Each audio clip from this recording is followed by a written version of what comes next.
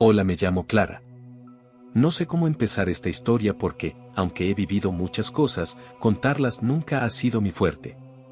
Pero si estás dispuesto a escuchar, creo que entenderás por qué llevo este peso conmigo. Crecí en un pueblo pequeño, uno de esos lugares donde todos se conocen y donde los rumores son más rápidos que el viento. No me avergüenza decir que mi familia era pobre. Lo que sí me duele, lo que me marcó profundamente, es cómo la gente utilizaba nuestra pobreza para humillarnos, para recordarnos que éramos menos. Mi madre hacía todo lo posible para que no nos faltara lo esencial, pero el dinero siempre era escaso. Mis ropas eran remiendos de remiendos, y los zapatos que usaba estaban tan gastados que casi podía sentir las piedras del camino bajo mis pies.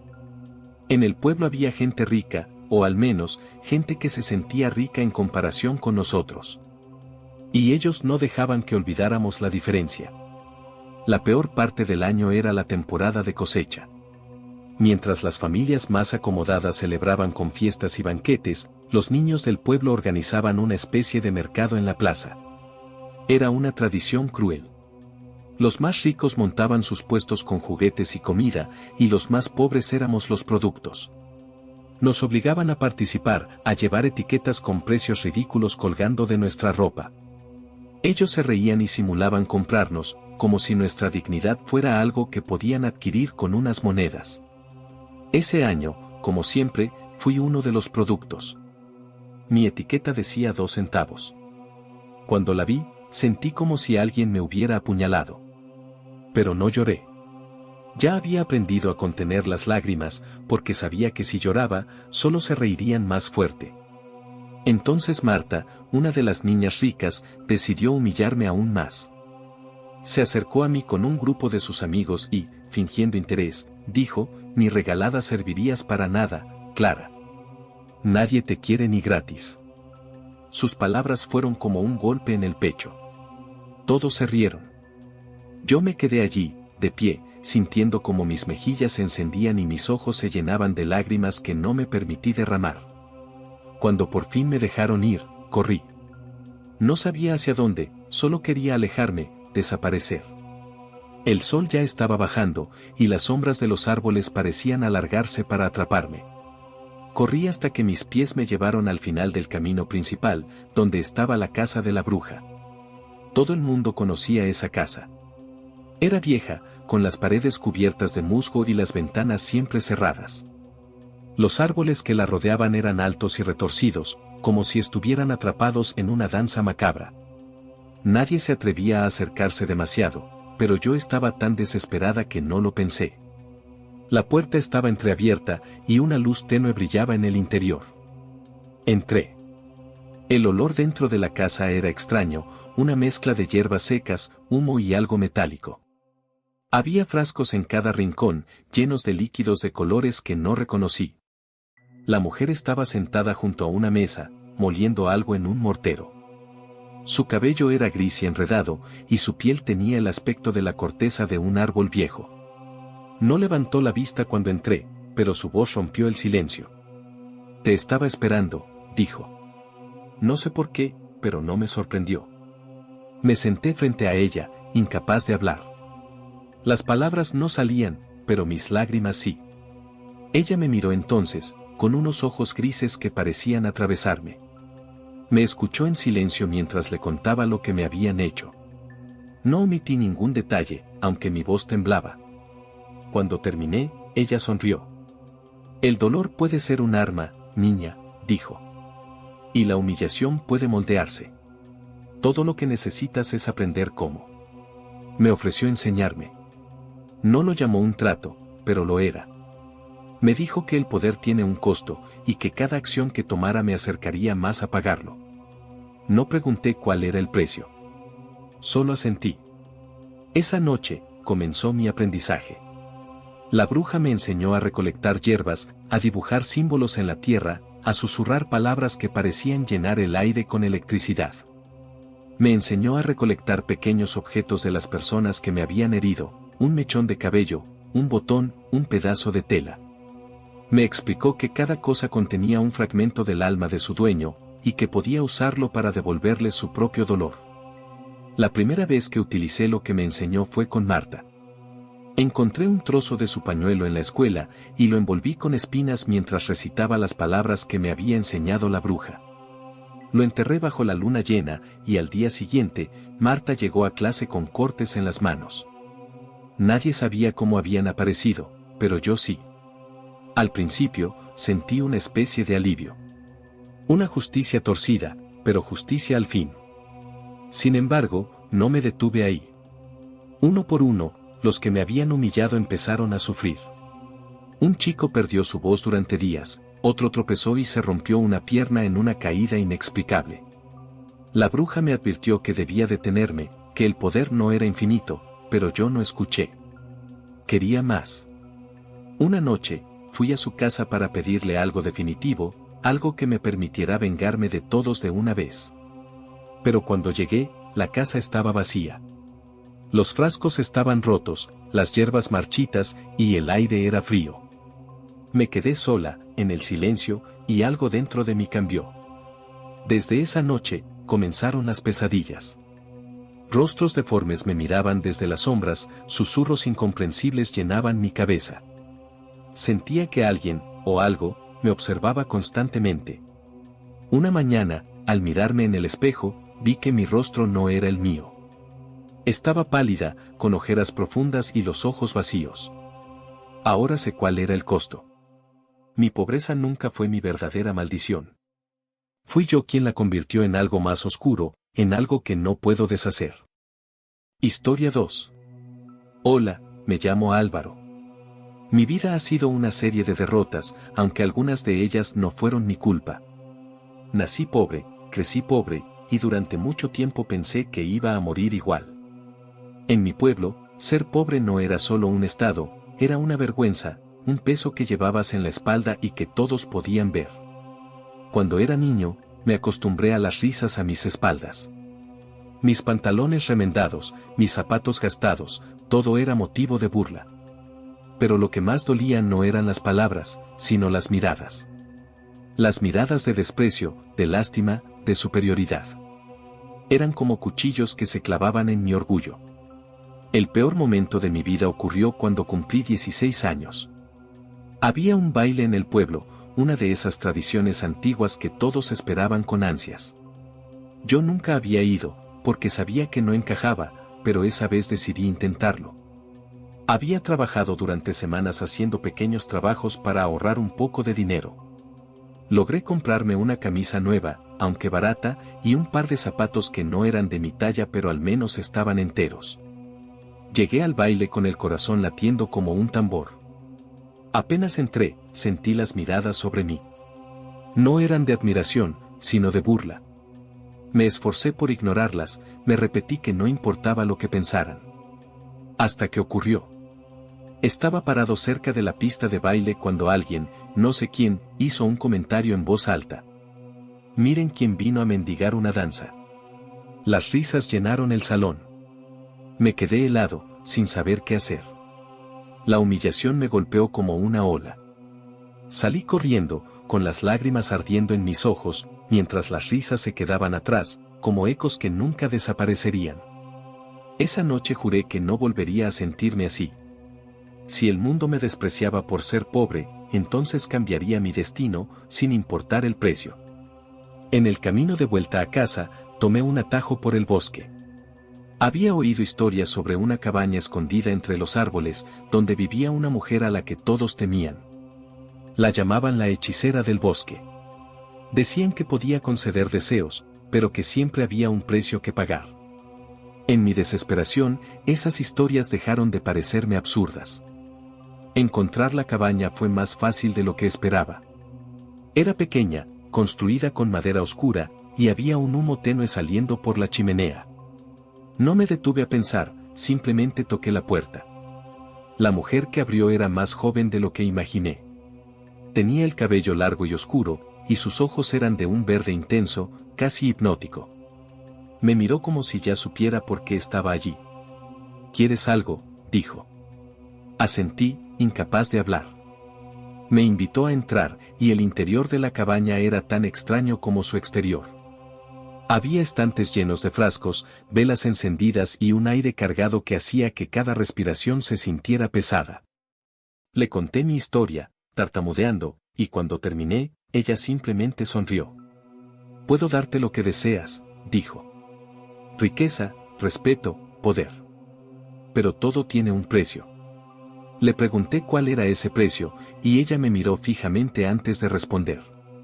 «No lo sabrás hasta que lo pagues». En ese momento, no me importó. La desesperación había nublado mi juicio. Acepté. Ella me pidió que le diera algo personal, algo que tuviera valor para mí. Saqué del bolsillo un reloj viejo que había pertenecido a mi abuelo, el único recuerdo que tenía de él. Ella lo tomó y lo colocó en un cuenco lleno de un líquido negro. Luego comenzó a recitar palabras que no entendí, y el aire en la cabaña pareció vibrar. Cuando terminó, me entregó un pequeño saco de tela y me dijo que lo abriera solo al llegar a casa. No pregunté nada, simplemente lo tomé y me fui. Al llegar a casa, abrí el saco. Dentro había monedas de oro, más de las que había visto en toda mi vida. Pensé que mi suerte finalmente había cambiado. Al principio, todo fue maravilloso. Con el oro, pude comprar ropa nueva, un caballo, e incluso una casa más grande. La gente del pueblo comenzó a tratarme de manera diferente. Ya no se reían de mí, sino que me saludaban con respeto. Pero no pasó mucho tiempo antes de que empezaran a ocurrir cosas extrañas. Las monedas de oro no se acababan, pero cada vez que las usaba, sentía un vacío en mi interior. Era como si algo se estuviera escapando de mí, algo que no podía nombrar. Y luego vinieron los sueños. Cada noche soñaba con la hechicera. En mis sueños, ella estaba sentada junto a una mesa, contando algo, pero no monedas. Eran pedazos de algo que brillaba como cristal. Siempre que trataba de acercarme, ella levantaba la vista y sonreía, como si estuviera esperando algo. Un día, mientras caminaba por el pueblo, vi mi reflejo en una ventana. No era el mismo. Mi rostro estaba pálido, mis ojos hundidos, como si la vida se estuviera drenando de mí. Intenté ignorarlo, pero las cosas solo empeoraron. La gente comenzó a alejarse de mí. Los saludos se volvieron murmullos, y luego silencio.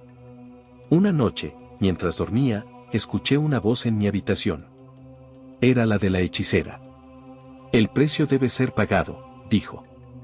Me desperté sudando, y cuando me miré en el espejo, ya no me reconocí. Mi piel estaba gris, mis ojos apagados. Me había convertido en algo vacío, en alguien que ya no tenía nada, a pesar de toda la riqueza que poseía. Intenté volver a la cabaña, pero ya no estaba allí. El bosque parecía haberla tragado. Y ahora, cada noche, sueño con la hechicera, contando sus cristales. Sé que uno de ellos es mi alma. Historia 3. Hola, me llamo Emilia. Mi vida nunca ha sido fácil, pero creo que eso es algo que puede decir cualquiera. Sin embargo, lo que realmente importa no es cuán difícil sea tu vida, sino cómo las personas a tu alrededor se encargan de recordarte constantemente lo bajo que estás en comparación con ellas. Nací en un pueblo pequeño, casi perdido en el mapa, donde todos se conocen y el chisme es el pan de cada día. En ese lugar, el dinero es más que una herramienta para sobrevivir, es una forma de identidad.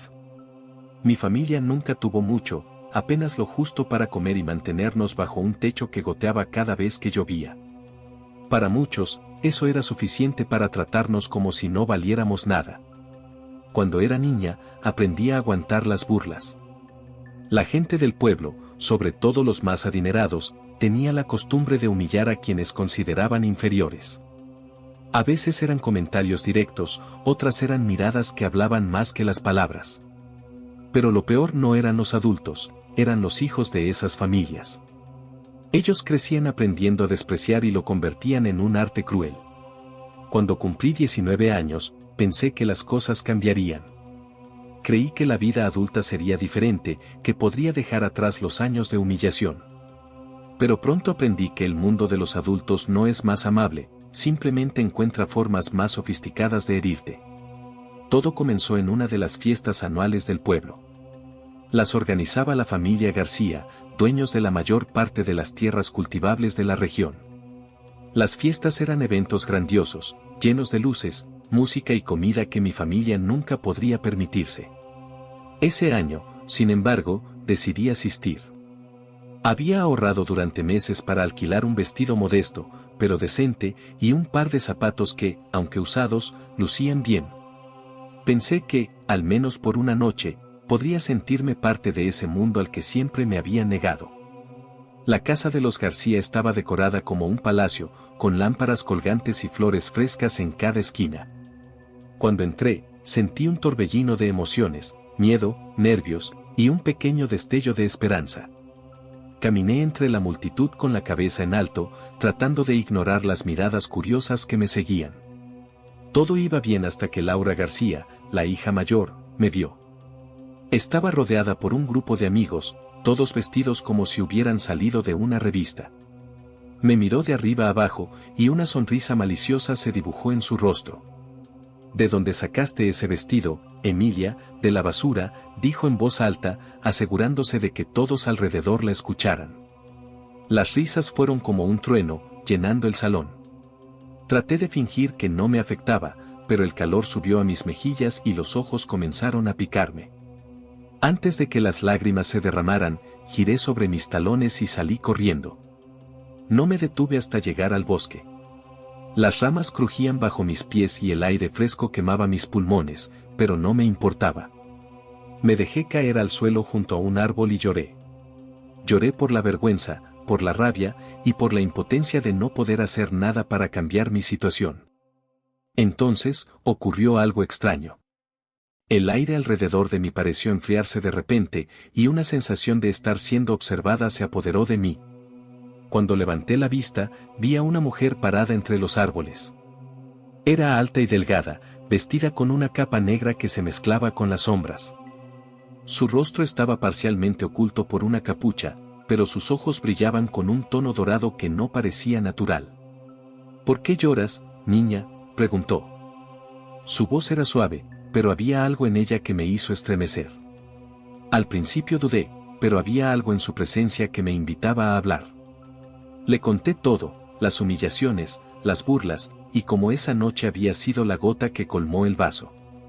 Ella escuchó en silencio, asintiendo de vez en cuando, como si ya supiera lo que iba a decirle. «Puedo ayudarte», dijo finalmente. «Puedo darte lo que necesitas para que nunca más te humillen. Pero todo tiene un precio». Su oferta me intrigó y me asustó a partes iguales. «¿Qué precio?», pregunté, aunque sabía que aceptaría sin importar la respuesta. «Todo a su tiempo», respondió. «Ahora toma esto». De entre los pliegues de su capa, sacó un pequeño espejo redondo. Su marco era oscuro, grabado con símbolos que parecían moverse si los mirabas demasiado tiempo. «Este espejo tiene poder», explicó. «Míralos a través de él y desea su caída. Pero ten cuidado, Emilia. El espejo toma tanto como da». Sin pensar demasiado, lo acepté. En ese momento, mi deseo de venganza era más fuerte que cualquier advertencia. La primera vez que usé el espejo fue al día siguiente. Vi a Laura en la plaza, rodeada de sus amigos, riendo como siempre. Me escondí detrás de un árbol, saqué el espejo y lo apunté hacia ella. Al mirarla a través del cristal, sentí una extraña calidez recorrer mi brazo. «Que sufra como yo sufrí», pensé con toda la fuerza de mi ser. Esa misma noche, Laura cayó gravemente enferma. Nadie supo explicar qué tenía, pero las risas se apagaron en el pueblo. El poder del espejo era adictivo. Lo usé una y otra vez, apuntando a cada persona que alguna vez me había humillado. Algunos perdieron sus trabajos, otros sufrieron accidentes y otros simplemente cayeron en desgracia. Cada vez que lo usaba, sentía una satisfacción oscura, como si el equilibrio del universo se estuviera restaurando. Sin embargo, no tardé en notar que algo andaba mal. Cada vez que usaba el espejo, me sentía más débil. Mi piel perdió su color, mis ojos se hundieron, y una sensación de vacío comenzó a crecer en mi pecho. Una noche, mientras lo guardaba, escuché un susurro. Al principio pensé que era el viento, pero luego me di cuenta de que venía del espejo. Dame más, decía la voz, insistente y fría. Intenté devolver el espejo al bosque, pero la mujer no estaba allí. El bosque parecía más oscuro, más cerrado, como si me rechazara.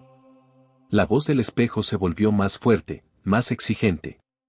Ahora sé cuál era el precio. Cada vez que usaba el espejo, entregaba un pedazo de mí misma.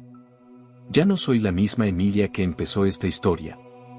Me he convertido en algo vacío, una sombra de lo que solía ser.